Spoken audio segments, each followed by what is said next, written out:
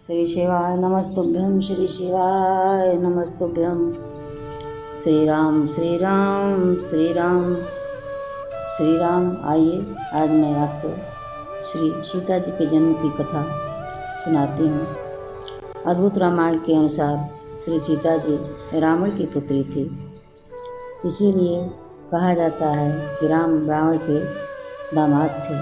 कथा के अनुसार रावण ने यह कहा था कि जब मैं अज्ञान से अपनी कन्या को ही स्वीकार की इच्छा करूं तो मेरी मृत्यु हो जाए। कथा में कहा गया है कि दंडकारण्य में गृहस्मद नाम के एक ब्राह्मण थे। उनकी इच्छा थी कि देवी लक्ष्मी को अपनी पुत्री के रूप में प्राप्त करूं। इस कामना की पूर्ति के लिए वे रोजाना कलश में कुश के अग्रभाग से मंत्रों का उच्चारण करके दूध डालते थे। उस समय देव असुरों के बीच संग्राम चल रहा था।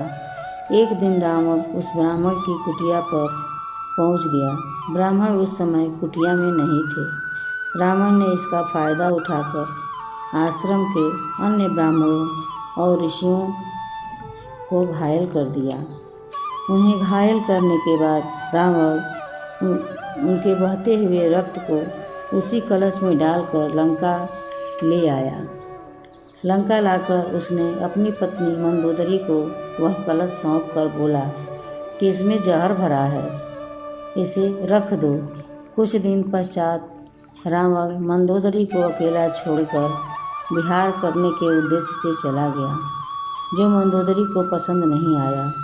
मृत्यु प्राप्त के उद्देश्य से मंदोदरी ने कलश में रखा पदार्थ विष जानकर पी लिया। मंत्र पूरित होने के कारण मंदोदरी गर्भवती हो गई। तब रावण के भय से उसने अपना भ्रूण अपने शरीर से अलग कर दिया और उसे धरती में कलश में रखकर दबा दिया। सरस्वती नदी में स्नान कर वह लंका लौट आई।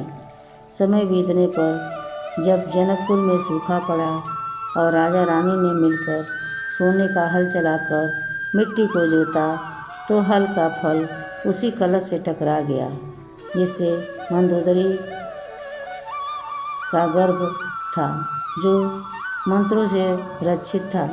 वह एक बालिका थी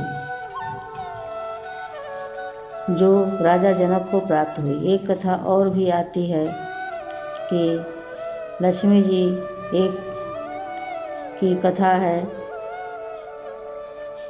वह कथा भी सुना देती हूँ।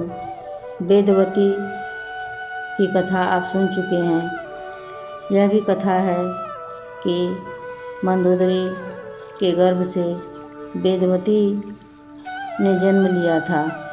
श्राप के डर से रावण ने उस कन्या को सागर में फेंक दिया। सागर की देवी वारुणी ने उस कन्या को पृथ्वी देवी को सौंप दिया।